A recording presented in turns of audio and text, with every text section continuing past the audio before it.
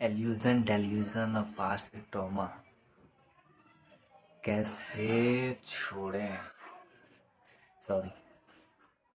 अब बेसिकली मेरे को ये बात करनी है कि हम लोग पास्ट के एक्टिविटी से या पास्ट की ट्रॉमा से कोई ऐसी चीज़ें हम लोग कर देते हैं जो हमें अभी करंट पीरियड तक हमें उसको लेके चलना पड़ता है, उसको ढोना पड़ता है, और जो हमें बहुत ही तकलीफ पैदा करती है। तब से हम उसको छोड़ना चाहते हैं लेकिन पॉसिबिलिटी ही नहीं बन पाती कि हम कैसे छोड़ें। तो मुझे उस चीज़ पे बात करनी है। तो हम लोग एल्यूजन में रहते हैं, हर साथ में डेल्यूजन में भी रहते हैं।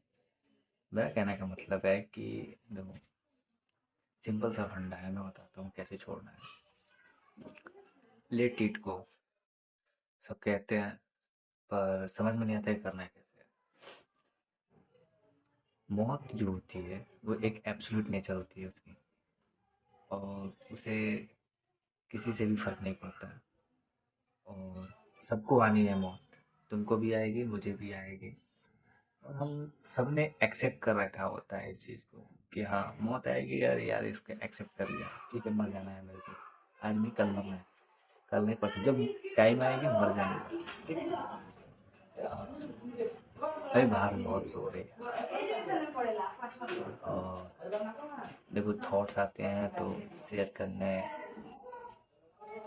चाहिए, क्योंकि क्या पता फिर थॉट्स रहे या ना रहे, या हम ही नहीं रहे। तो आते हैं, अब थोड़ा सा शांत हुआ है साइड में। तो जो मैं बता रहा था, मौत जो होती है एक एब्सोल्यूट चीज होती है। तो हम सबको पता है कि मौत एब्सोल्यूट चीज है, हमने एक्सेप्ट कर लिया कि हाँ, हमको मरना है। तो फिर ये बताओ, हम डरते क्यों हैं पुरानी चीजों को छोड़ने के लिए? क्यों नहीं हम उसको मार देते हैं? सोचो इस पे। क्यों नहीं हम उस चीजों को मार देते हैं जो चीजें हमें तकलीफ देती है? जब उनकी जड़ों को तुम काट दोगे तो फिर ऐसी कोई चीज नहीं है जो तुम्हें परेशान करेगी। मैं इसका रास्ता बताता हूँ तुमको कि कैसे करना है।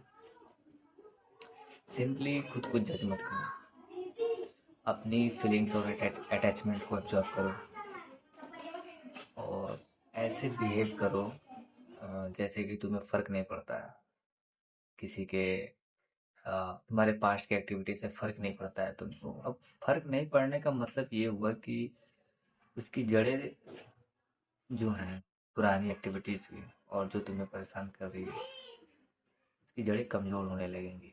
और जब जड़ें कमजोर होने लगेंगी तो तुम जीत रहे हो, और तुम्हें बधाई हो, तुम जीत रहे हो उस चीज से।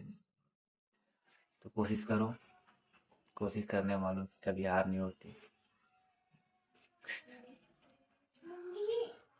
मैं छोटा भाई, बाय। मिलते हैं अगले वीडियो में, ध्यान रखना भाई।